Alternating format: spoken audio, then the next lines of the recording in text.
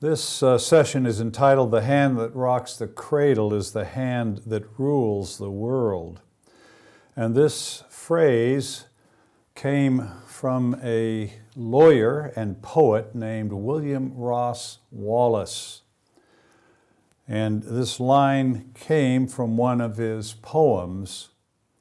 He obviously had the heart of a maternal feminist, and he knew the place of the maternal in shaping not just children, but the cultures and nations that those children will lead.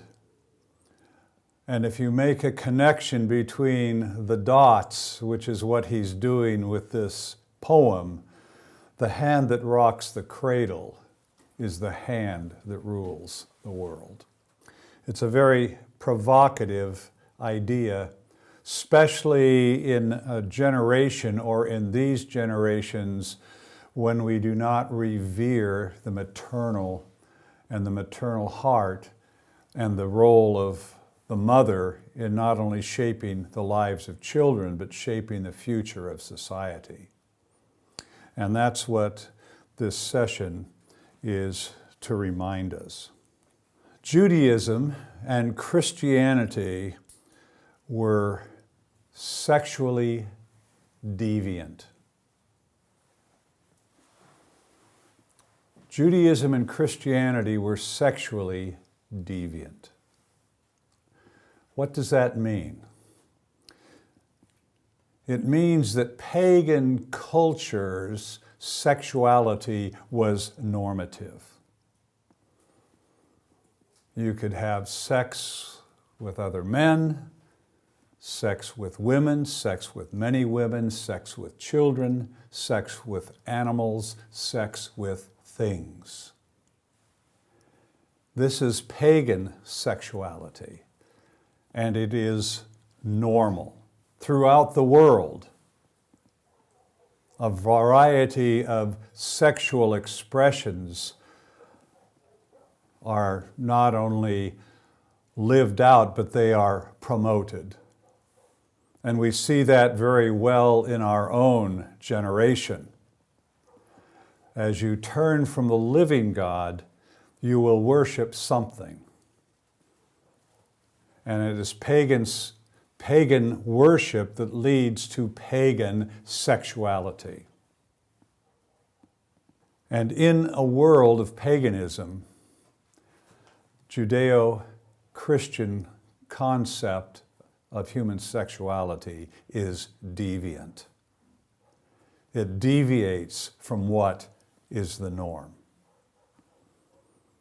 And a pagan culture that sees sexuality in many, many different forms as equally valid looks at Judeo-Christianity as archaic, when in fact it is Judeo-Christianity and the concept of human sexuality that it brought to the world that allows for the elevation and dignity of women and the march of freedom into societies. I was challenged by an article by Dennis Prager, who's a Jew, who is a person of the book. He argues that he has more in common with Christians who are people of the book than he does with many Jews who are people that are not of the book. They are secularized Jews. And he stunningly says, I have more in connection with the other people of the book, Christians, than I do with many of my Jewish brothers and sisters. And he wrote an article that appeared in Orthodoxy Today called Judaism's Sexual Revolution: Why Judaism and then Christianity Rejected Homosexuality. Now, I realize many of you that are hearing this you're going to have your breath taken away at what I am saying, because these ideas are so foreign to where modern and postmodern cultures are. He said in this article, when Judaism's demand that all sexual activity be channeled into marriage, it changed the world. The Torah's prohibition of non-marital sex quite simply made the creation of Western civilization possible. Societies that did not place boundaries around sexuality were stymied in their development. The subsequent dominance of the Western world can largely be attributed to the sexual revolution initiated by Judaism and later carried forward by Christianity. These are, to the modern and postmodern ears, astounding claims. This revolution consisted of forcing the sexual genie into the marital bottle. It ensured that sex no longer dominated society. Heightened male and female love and sexuality, and thereby almost alone created the possibility of love and eroticism within marriage, and began the arduous task of elevating the status of women.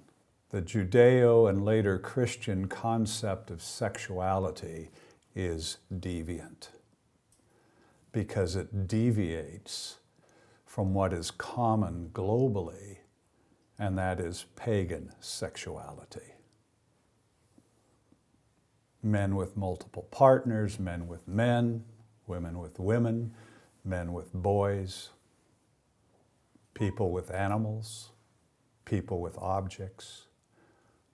This kind of sexuality flows all over the world.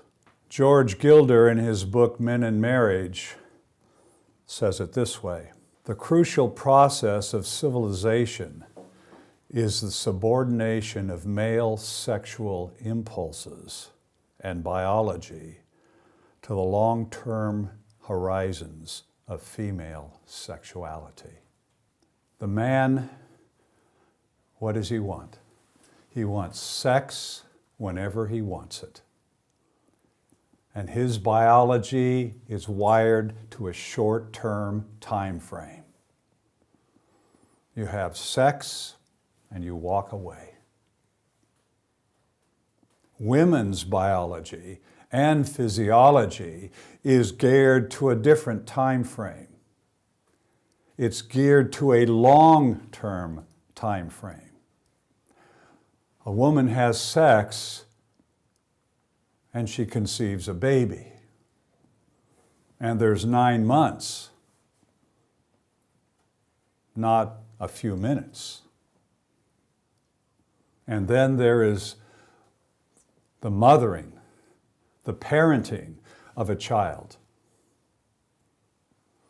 I think in my own country of all the children that are fatherless. Where did these fatherless children come from?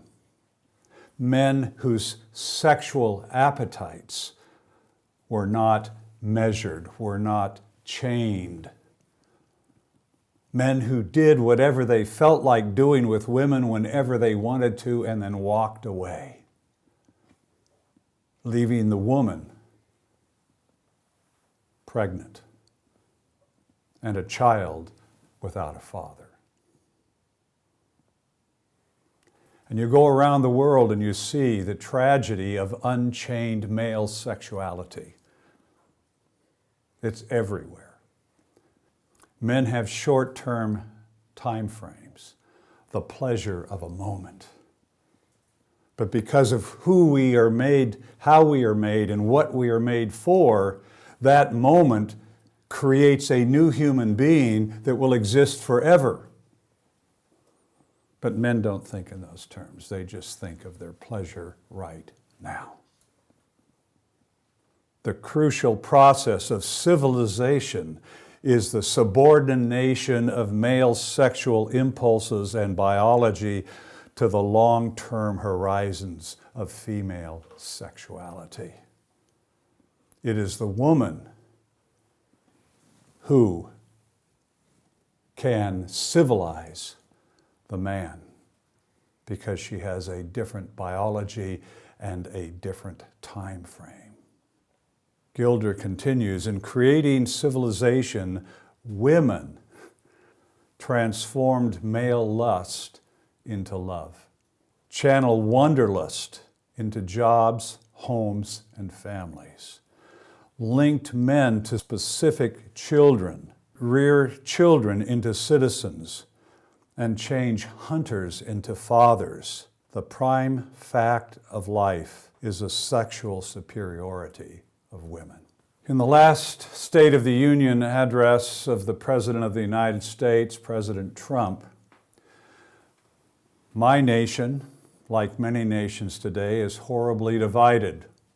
And if you watch the State of the Union in these days, you will see at one point half of the government, half of the Congress standing, clapping wildly, and the other half sitting on their hands. And it was in this last State of the Union until President Trump said one thing that brought everyone to their feet. And this is what he said. All Americans can be proud that we have more women in the workforce than ever before. And the Democrats stood, the Republicans stood, everybody stood and cheered. We can be proud of the fact that we have more women in the workforce than ever before.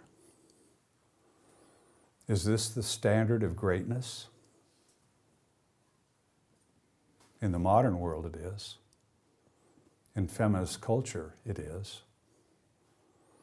But is this something to be proud of? This is more a commentary at how feminist culture has shaped all the political discourse in my country. The good thing is to have more women in the workforce. But do we ever think of what that means? Suzanne Venker, a maternal feminist who's living in this generation, says in her book, The Flip Side of Feminism, our position on what the media calls working mothers, an absurd and misleading term, since mothers at home work harder than anyone. We are to cheer working mothers as if mothers in the home aren't working. And in feminist culture, they are not working. They are idle. Erica Komisar, in her incredibly provocative book, Being There, says this: we have a values dilemma in the United States. We focus on giving our children things rather than our time, attention, and engagement. We don't want to recognize that raising healthy children requires putting their needs ahead of our own for a time. In Western feminized culture, the woman's needs are more important than the children's needs. And the whole culture celebrates that. And this is why when President Trump said we can be proud that we have more women in the workforce than ever before, everyone stood and applauded.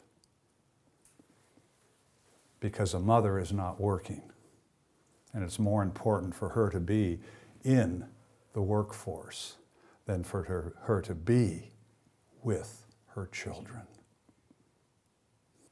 After the speech, Dennis Prager asked a series of questions about Trump's statement. Are women happier today? Are families doing better today? Are marriages happier with wives at home or in the workplace? Do young people grow up happier and better adjusted with mothers at home or with mothers in the workplace? Is society's emphasis on work and career inhibiting more young women from marrying and having children? Is society better off or worse off when a record number of women have left home to enter the workplace? These are important questions and serious questions that we, as a nation and as the world today, is not asking. We assume because of the spread of feminist culture and because of the spread of modernism that material things are the most important thing. And it's more important to have material things than it is to be. To be a father, to be a mother, to be a husband, to be a wife. Those things are secondary to having. As Paul said in Romans 12:2, don't be conformed to the world, but be transformed. How? By the renewing of your mind. Everybody in Congress standing at President Trump's announcement that there are more women in the workforce than ever before, the fact that everyone in Congress stood and applauded that, shows the mindset of the world today. This is a thing to be celebrated. But what is the flip side of that celebration? Families not forming, women not having children, children being abandoned, so that the mother and the father can have money to buy things. And then they think the things that they buy are better for their children than the parents being there. In one sense, the woman who does not get married and does not have children, or the husband and wife that marry but don't have children, are more honest with today's culture. Because they are saying having children is not important. But if you're going to have this value system, why have children? We conform to the world.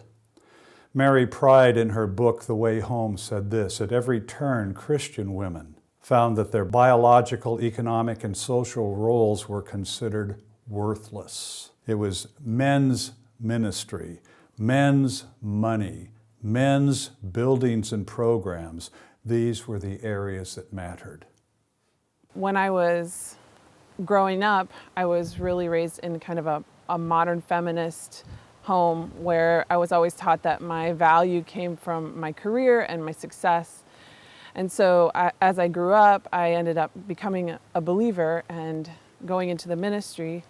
And so I applied that modern feminist idea to the ministry and really was striving and trying so hard to succeed and be a man and in many ways fulfill the roles that men play in the church. And so I would kind of fight with my pastoral team about this. And one particular time I was sitting with three of them and I was just angry about it. I was getting very, very angry. And I just said in kind of at the height of my frustration, I said, I don't know why I'm made like this. I'm such a go-getter and so aggressive about my career. I should have been a man instead of a woman. Like, that would have been better. And obviously that was revealing of something about my attitude about how God made me.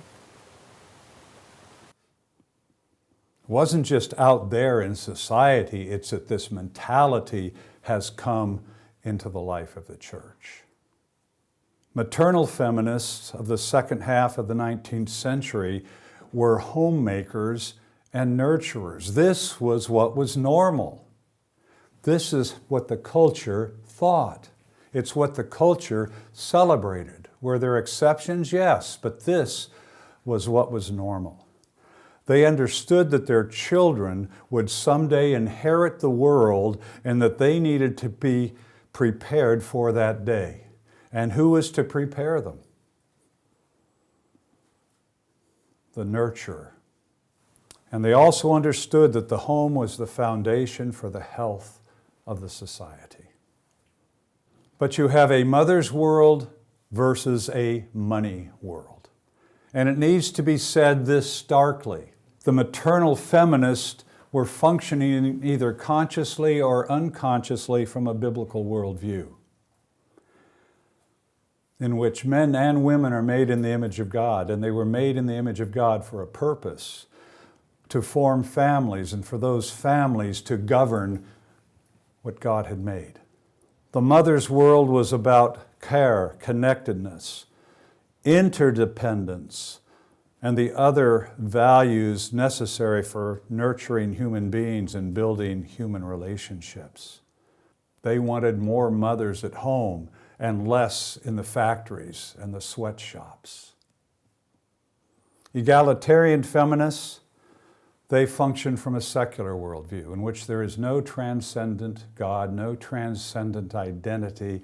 The only thing that is real is material things, and the only thing that is important is consumption. And there you have the money world. It's radical individualism, relentless work, the quest for material success, and the speed of life. More mothers in the workplace is to be celebrated. Maternal feminists were interested in being. Modern feminists interested in having. Maternal feminists were interested in ideas. Modern feminists interested in things. Maternal feminists interested in the future. Their future, their family's future, the future of their children, and the future of society. Modern feminists are interested in the present. Maternal feminists were interested in the good of the family. Modern feminists are interested in self-fulfillment. Maternal feminists were interested in the entire human family. The modern feminists say, be true to yourself. Two different worldviews. Ideas have consequences, producing two very different outcomes. Daniel Webster, one of the founders of the United States, said this: "The mothers of a civilized nation work not on frail and perishable matter, but on the immortal mind, molding and fashioning beings who are to exist forever. They work not on the canvas that shall perish or the marble that shall crumble into dust, but upon mind, upon spirit, which is to last forever, and which is to bear, for good or evil throughout its duration, the impress of a mother's hand." Do you hear the difference from the voices that speak to us today? This is a very different voice. It's the voice of a maternal feminist. Nellie McClung, another earlier feminist, said this: "A woman's place is in the home, and out of it whenever she is called on to guard those she loves and to improve conditions for them." A woman's voice. Her place is in the home, but not only in the home. Her place is in the marketplace and in the public square when her voice is needed.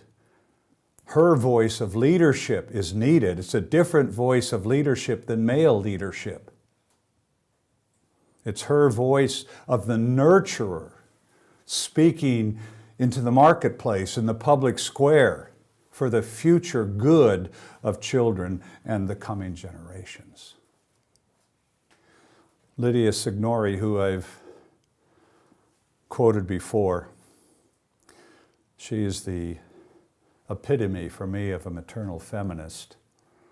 And for those of you that are interested in these things, I would encourage you to read her book, Letters to Young Ladies, because she's addressing young women who have a maternal heart and are someday wanting to be married and want to have children to nurture. And she is basically saying in this book, you need to plan for who you are going to be in the future and not just let it happen. You need to plan to be a mother. And she reminded women of their maternal calling and nurture and to educate the future citizens and leaders of a nation. When I read this book, I was stunned. I was stunned for two reasons. What she said, it was like she was saying this from a different era. From 150 years before, a different era, a different mind, but it was as if she was coming from a different planet. And I was working to develop the book and these lectures on the dignity of women. And when I read her book, I was stunned. I had never heard anything like this before. And I was also stunned by the beautiful prose with which she wrote. I can't write like she writes, and very few people could, at least in our generation.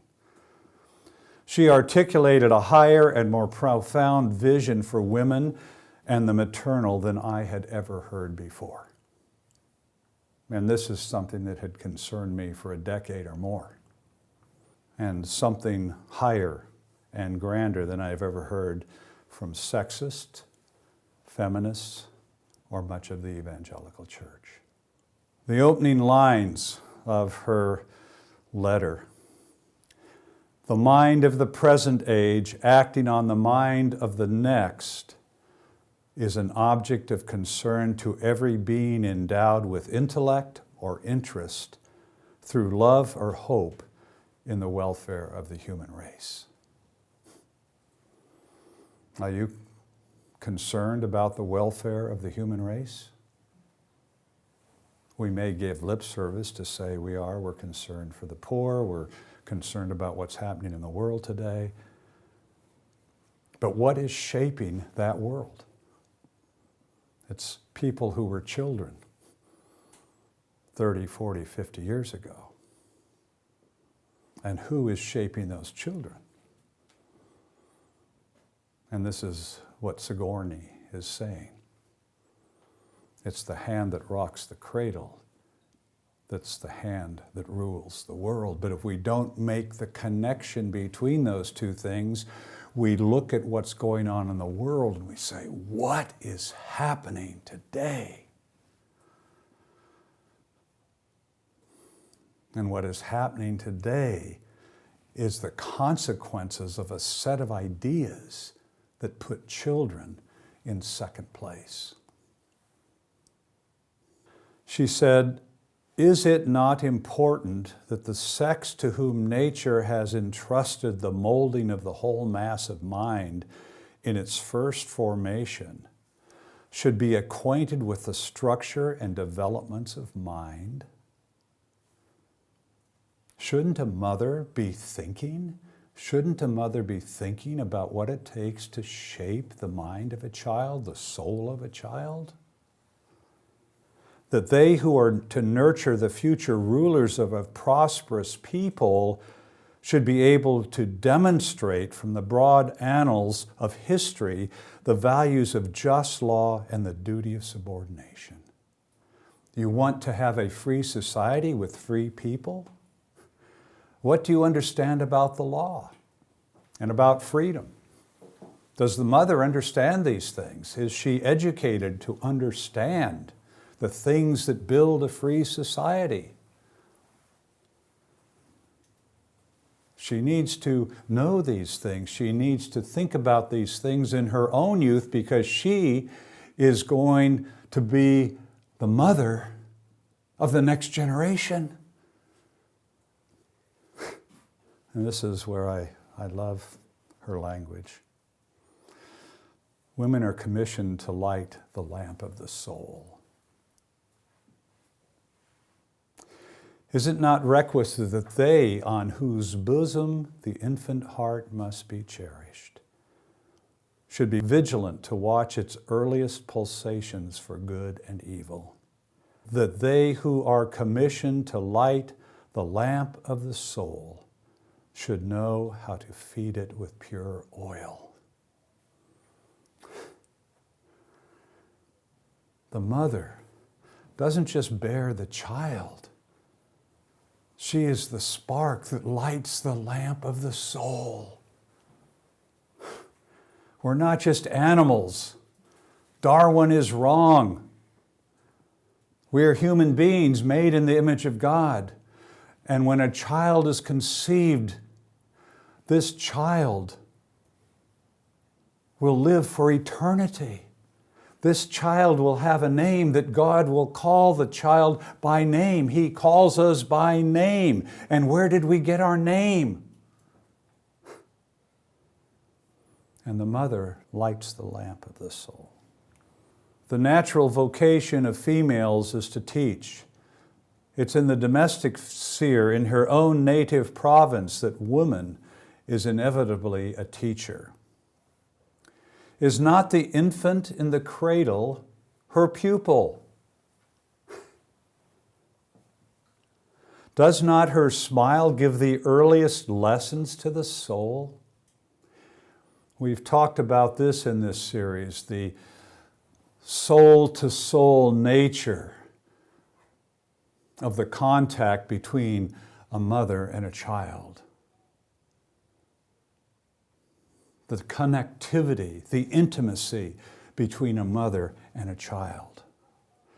Does not her smile give the earliest lessons to the soul? Does she not enshrine her own image in the sanctuary of the young child's mind? So firmly that no revulsion can displace, no idolatry supplant it. These are not accidental motherhood things. These are intentional motherhood things. My baby is a human being made in the image of God who will live forever. Do I understand that? How do I treat this baby? Does the baby need things? A new toy? Or does the baby need me?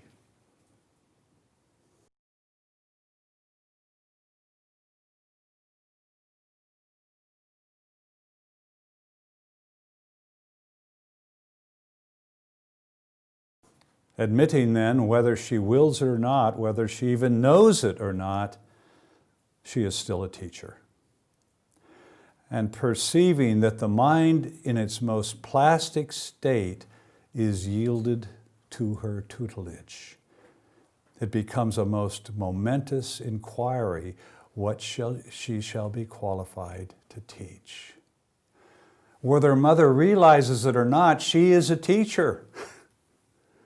She will teach her children something. But does she think about, does she plan to be a mother, to be a nurturer of her child and a nurturer of nations? And does she prepare her soul and her mind to build the leaders of the community in the next generation and the nation in the next generation after that? Has she not power to impress her own lineaments on the next generation? Yes, she does. If wisdom and utility have been the objects of her choice, society will surely reap the benefits. If folly and self-indulgence are her prevailing character, posterity are in danger of inheriting the likeness. Is the mother consciously being a mother, intentionally being a mother?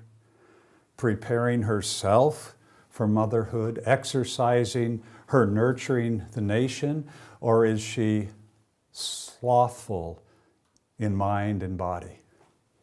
Just sort of going through life.